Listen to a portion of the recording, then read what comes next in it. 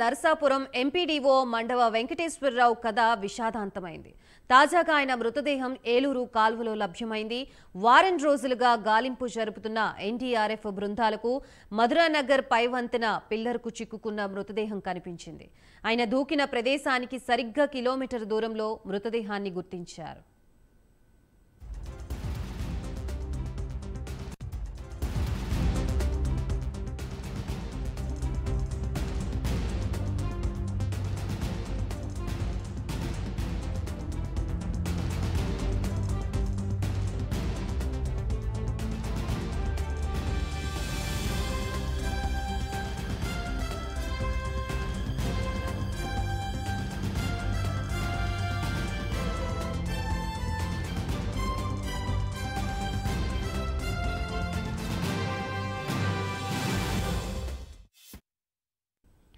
విజయవాడ సమీపంలోని కానూరు మహదేవపురంలో ఉండే వెంకటరమణారావు నర్సాపురంలో ఎంపీడీఓగా పనిచేస్తున్నారు.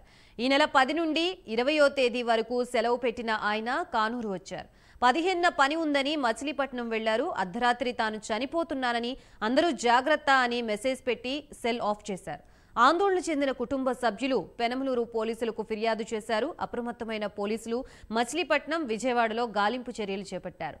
ఆయన వాహనం మచిలీపట్నం రైల్వే స్టేషన్లో ఉన్నట్లుగా గుర్తించారు. వెంకటరమణారావు కనిపించకుండా పోవడానికి మాధవాయిపాలెం ఫెర్రీ రేవు పాటదారు 54 లక్షల బకాయిలు ఉండటమే కారణమని గుర్తించారు.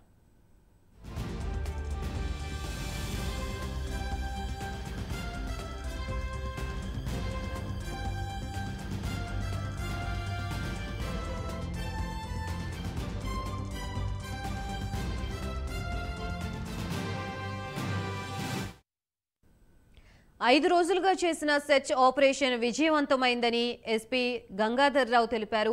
ఎంపీడీఓ మృతదేహాన్ని మధురానగర్ వద్ద ఏలూరు కాలువలో గుర్తించామన్నారు.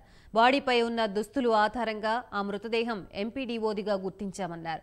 DNA పరీక్ష ద్వారా మృతదేహం ఎంపీడీఓదా కాదా అనేది గుర్తిస్తామని ఎస్పీ తెలిపారు. ఎంపీడీఓ ఆత్మహత్యపై స్పష్టమైన కారణాలు తెలియరాలేదని త్వరలోనే అన్ని కనుక్కుంటామన్నారు. ఈ యొక్క మిస్సింగ్ కేసు అనేటువంటిది చాలా ప్రతిష్టాత్మకమైనటువంటి ఛాలెంజింగ్గా తీసుకొని మా ఐజీ గారు, అట్లాగే మా యొక్క senior officers, IG law and order sir, అట్లాగే additional DG intelligence and director general of police, వీరందరూ కూడా ఎప్పటికప్పుడు మమ్మల్ని గైడ్ చేస్తూ మాకు కావాల్సినటువంటి ఇన్ఫ్రాస్ట్రక్చరు, అలాగే పారాఫెర్నాలియా, అలాగే ఏ విధమైనటువంటి సదుపాయాలు కానీ ఇమీడియట్గా ఏర్పాటు చేస్తున్నారు. అలాగే దీంట్లో సిఐఎస్ఎల్ వాళ్ళు కూడా మా సార్ ఇన్స్ట్రక్షన్స్ మేరకు ఆ సిఐఎస్ఎల్ కూడా దీంట్లో మంచి ఇన్పుట్స్ని, అలాగే సిడిఆర్స్ని, ఐపీడిఆర్స్ని, అలాగే జిఆర్పిఎస్ని అన్నింటిని కూడా సకాలంలో ప్రొడ్యూస్ ఇవ్వటం వల్ల మేము ఈ యొక్క కేసు అలాగే రకరకాలటువంటి ఇన్వెస్టిగేషన్ అని చాలా ముందుకు తీసుకెళ్ళగలిగాము.